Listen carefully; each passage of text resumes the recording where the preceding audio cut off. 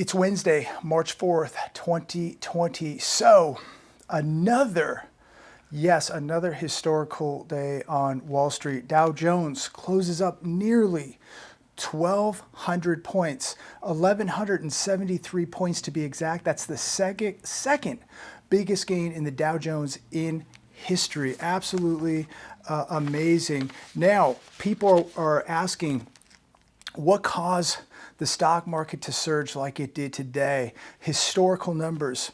Well, the big stock surge today, according to the information I'm gathering from watching Fox Business, CNBC, the internet, this is all being blamed on Joe Biden. Yes, because Joe Biden now wins Super Tuesday. He is now the favorite to be the Democratic nominee. So this apparently made markets surge. Now, it wasn't that the markets are expecting another rate cut coming this month or April. That wouldn't have anything to do with it. No, it's Joe Biden winning Super Tuesday, being the Democratic nominee. That's what made the market surge today. If you believe that, I guess you believe anything. These markets know more rate cuts are on the way, and this is why they are surging. Here's another reason. Wall Street Journal today. Now, we got a half-point cut yesterday. We had $120 billion injected into the repo market yesterday. Today, we saw $100 billion in repo intervention, and primary dealers saw $111.48 billion. So it wasn't even enough. Look for the Fed to increase operations. The banks cannot survive without these repo injections. So these markets know that more cuts are on the way, and they know, according right here to the Wall Street Journal, that the Fed is going to keep injecting billions upon billions of dollars into U.S. banks. We know that the Fed is in these markets, and we know that these markets and these banks will not survive without the intervention of the Federal Reserve. This whole thing continues to be all propped up. I don't care if these markets went up 2,000 points today. They're not going anywhere without the help of the Federal Reserve. The Federal Reserve now is the buyer of last resort. CNBC today, Los Angeles area officials declare emergency after confirming 6 new cases over 48 hours. This virus is popping up all over the world. And according to CNBC in this article, Los Angeles now declares emergency. You know, the very scary thing here about Los Angeles is there's roughly 80 to 100,000 homeless people walking the streets of LA, people sleeping under highway overpasses, sleeping in tents, cardboard boxes, sleeping on sidewalks, Skid Row. If you get a chance, just YouTube or Google Skid Row, and you will not even believe what you see. Skid Row is only 6 miles from Beverly Hills, yet there are 50 blocks of homeless people just in this one little area of Skid Row. Throughout LA, there are people sleeping everywhere on the streets. If this infection gets into the homeless community of LA, remember, these people walk all over LA. They touch door handles. They go into a McDonald's. They go into a store. They go into a 7-Eleven, a gas station. They hitch a ride. I mean, this thing will travel unlike anything we could imagine, because there are so many homeless people walking the streets of LA, walking all over different areas of LA. And this could really, really be a very, very dangerous situation. So more problems coming to LA. Here's another one on CNBC talking about this infection, the fears and the empty streets in some of the world's busiest cities. And it just has some photos here of different cities around the world. They're empty. And, my question is, when we see what's happening to airlines, we see what's happening to the big cities, how in the world is the stock market up today other than the Fed intervention? It's not Joe Biden. It's the Fed intervention creating massive amounts of debt, propping these markets up. You just see people in lockdown throughout the world. You see the empty cities. You see the empty airports, the empty airplanes.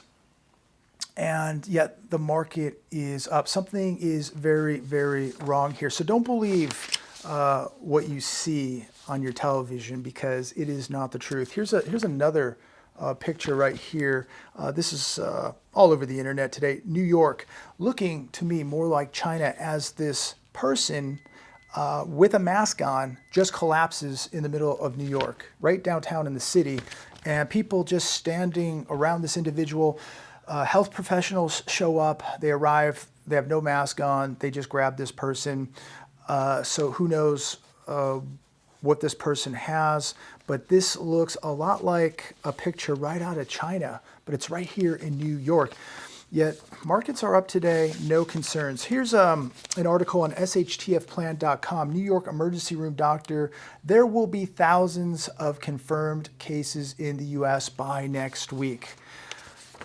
Look, as I've said many times, and as many of you already know, these markets don't care about you, me. They don't care about the real economy. They don't care about Main Street. They don't care about infections.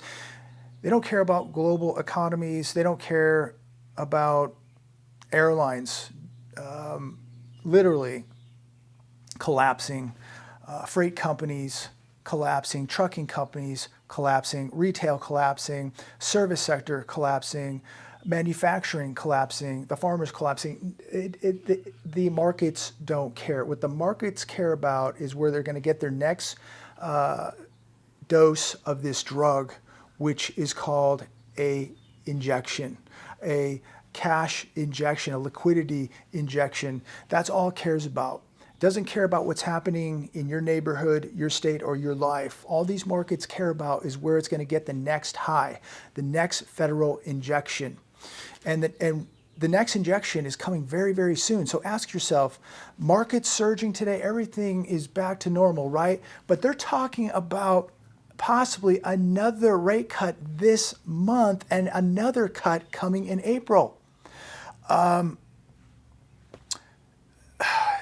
It's really just it's turning into the Twilight Zone, quite literally. I read an article that came out last night, maybe it was this morning, and they were talking to Ray Dalio. And Ray Dalio says, imagine the worst case scenario. He says, protect yourself. This infection will annihilate some markets. So he says, protect yourself physically, protect yourself financially. And Ray Dalio being a multi-billionaire, some people like him, some people hate him. I think for the most part, when I listen to what he has to say, for the most part, he makes a lot of sense when he talks. I don't agree with everything he says, but for the most part, Ray Dalio uses a lot of common sense. He goes back into history because history repeats itself. And he says, certain things that happened in the past, we're doing right now today, and we're going to get the same results. So, he bases a lot of things on history and common sense. But here's where we run into a problem with the typical American preparing for the worst case scenario. Half of this country, the United States of America, half the households don't even have $400 saved up. So most Americans are definitely not prepared for this infection because most of Americans here are not even prepared for a flat tire.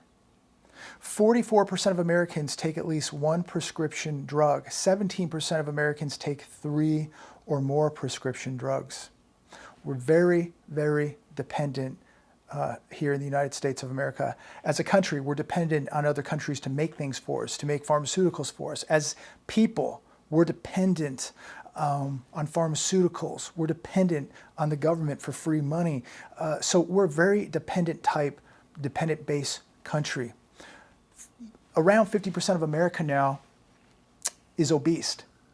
Literally half of America now is obese. So how are people physically going to go through tough times when they're dependent on pharmaceuticals, when they're severely overweight, and financially, most Americans have no money saved up. Most Americans have no assets, no hard tangible assets. Probably 80-90% of Americans have no hard tangible assets. 80% of this country is paycheck to paycheck. They are going from hand to mouth. One missed paycheck, a majority of people, millions of people here in America are in big trouble. So this country is not prepared for an economic downturn because we have a consumer-based economy that is living off of credit cards. And we are certainly not prepared to deal with an infection because physically, most Americans, millions and millions of Americans would not last. We are not prepared to deal with an economic downturn or an infection. We are physically and financially not prepared for this. So make sure, because I know most of you, 98% of you, are prepared or are continuing to prepare. One thing we shouldn't do when we see days like this on the market is get complacent. We could see the market boom back tomorrow, could be booming back next week, everything rebounds. All we get is good news and everything's back to normal. And that could happen. Don't be complacent because we don't know what the catalyst is that's gonna prick this bubble and blow this whole economy wide open.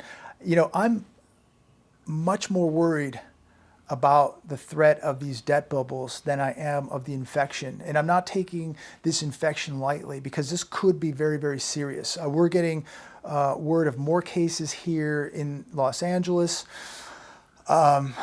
This cruise ship now, they think has infected people in Mexico and the cause of this infection spreading in LA. I can't even keep up with all the stories, but what I do know is it should not be taken lightly. People still in the media are joking about it. I watch some of the business shows, they joke about it. And people who would get on an airplane today are absolutely out of their mind. Anybody traveling, especially internationally, is absolutely out of their mind. This is not to be taken lightly. Do not get complacent because the television's telling you everything is okay. The markets are back. The threat of infection is decreasing. Do not believe what they are telling you. We have big trouble coming. And we have more trouble. The service economy is now contracting faster than the manufacturing side of the economy. Market services PMI is at 49.4. That's down from the 55.5 last month. This is the weakest level we've seen since October 2013. Political and economic uncertainty, this infection, weakening demand across the economy, supply chain shock that is constraining manufacturing. This is a cocktail of risk, and apparently the market is ignoring it, and it's more concerned about Joe Biden and the next rate cut. You know, and that's scary because people are ignoring the risk. And these markets are ignoring the risk, not just the risk of this infection, they're ignoring the debt risk, okay? The biggest threat to America is the debt. GDP slipping from a whopping 2% at the start of the year is now predicted to be 0.7% in the first quarter of 2020. How can a stock market be booming when we're looking at first quarter GDP at 0.7%? That's not even 1%. How can a stock market be booming when your service sector is plummeting, when we live in a country that isn't making anything, when we live in a country that is over $23 trillion in debt, when we live in a country where a majority of the pensions now here in the US are unfunded. Take a look at what's happening in Chicago, New Jersey, what's happening to so many cities across America, unfunded pensions. We have a massive pension crisis, and it's another hand grenade that at some point we're going to step on, and it's going to cause a lot of damage here. Here's another question. I was reading this online this morning. What happens in Vegas if no one stays in Vegas? Isn't that a good question? Think about the millions of people that Las Vegas employs. If these people, for some reason, cannot go to work, or these people begin getting laid off because nobody is showing up to Las Vegas. And by the way, I looked at the rates a few days ago in Las Vegas. They're not going down. And it's only a matter of time before we see massive cuts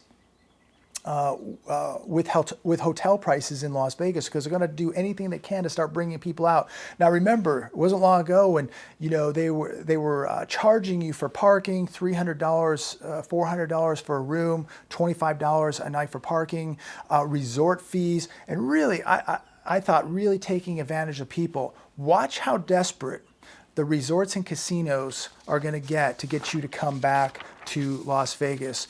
And the question is that going to be enough? If people get scared, they're not going to Las Vegas. And again, Las Vegas employs millions of people who have auto payments, people who have house payments, people who have credit card payments. If these people start getting laid off, what do you think that this is going to do to the economy? What do you think this is going to do to people living in Las Vegas? This is just a sign of things to come. Look, the writing is no doubt on the wall where this is all going to go. People, whether they're working in Las Vegas or other sectors of the economy in other states, supply chains are breaking, factories are shutting down. This means here in America, we're going to feel the brunt. People are going to get laid off. People are going to lose their jobs. People will not be able to make their car payments, their mortgage payments, their credit card payments. They're not going to be able to pay their medical bills. Big trouble's coming, yet the market's up almost 1,200 points today, ignoring the dangers, ignoring the warnings. I want to talk about this. As you know, I discuss quite a bit about vacancies, vacant buildings, vacant storefronts. I believe that we're going to see a lot more vacancies. You're going to see a lot more vacancies in your area. The monster, this infection, has halted travel. It's put millions of people into weeks of lockdown. It's disrupted supply chains, and it's spreading all over the world. We're going to see an increase in attacks on both supply and demand, because if people get scared, they're not going to the mall, they're not going to the sporting events, they're not going to the restaurant, they're not going to Las Vegas, they're not going to the resorts right here in Palm Springs. Small businesses, the small mom and pop businesses, they are going to feel the brunt here. They're going to really be hit hard. If people aren't going to those events, if they're not going to the resorts, then they're not going to the small restaurants. They're not going to the little coffee houses. They're not shopping at the little retail stores, right? That's not going to happen probably to the bigger businesses, to the big corporations, because they get the Wall Street loans. They get the bailouts. Main Street doesn't. So expect to see more vacancies with your local mom and pop restaurants, your local mom and pop stores. We are going to see more vacancies. And look, I'm not going to blame this whole thing on the infection. The vacancies are coming whether you like it or not, because of the massive debt. And we all know that this economy right here in the US is a very sick economy. I don't care what the television tells you. The facts are the facts. This is a consumer-based economy. We're not making anything. People are buying stuff with credit cards, money they don't have, going farther and farther, deeper and deeper into debt. People are not getting jobs that are really paying a decent wage. 80% of the jobs being created here in America are minimum wage, low wage jobs.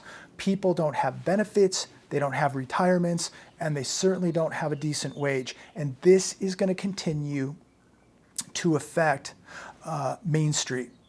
And the more debt creation taking place the more debt that we're printing, the more debt that we're using to fight this coming recession, it's not going to stop what's coming. All it's going to do is make the bubbles bigger and more dangerous. And we all know, guaranteed, every bubble pops, and they are going to pop. And there's so much debt out there.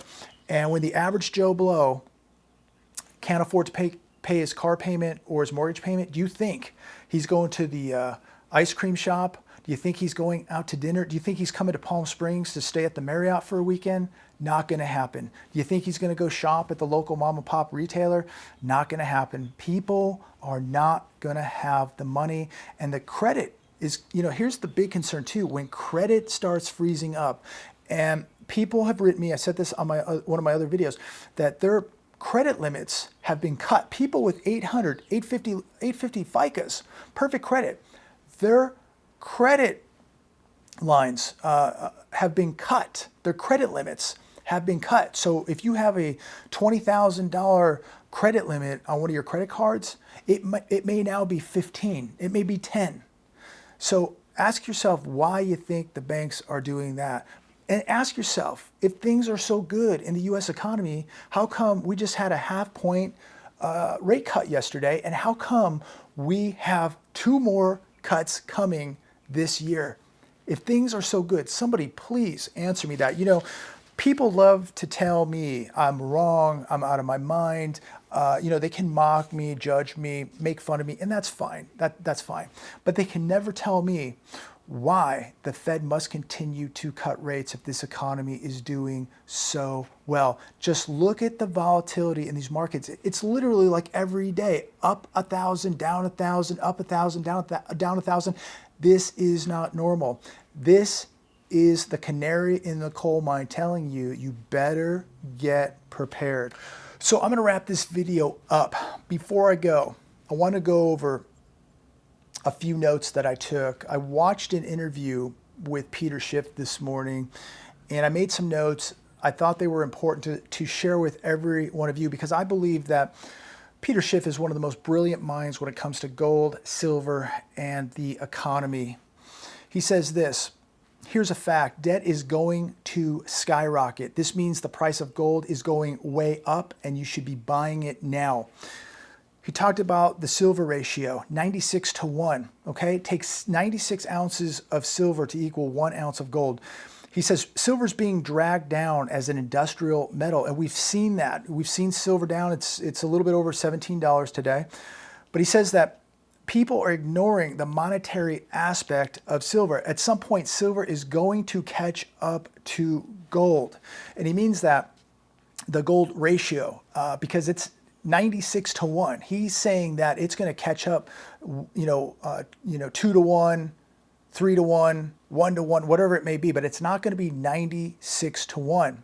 He says it's coming along for the ride with gold. People will get priced out of gold, and they're going to go to silver.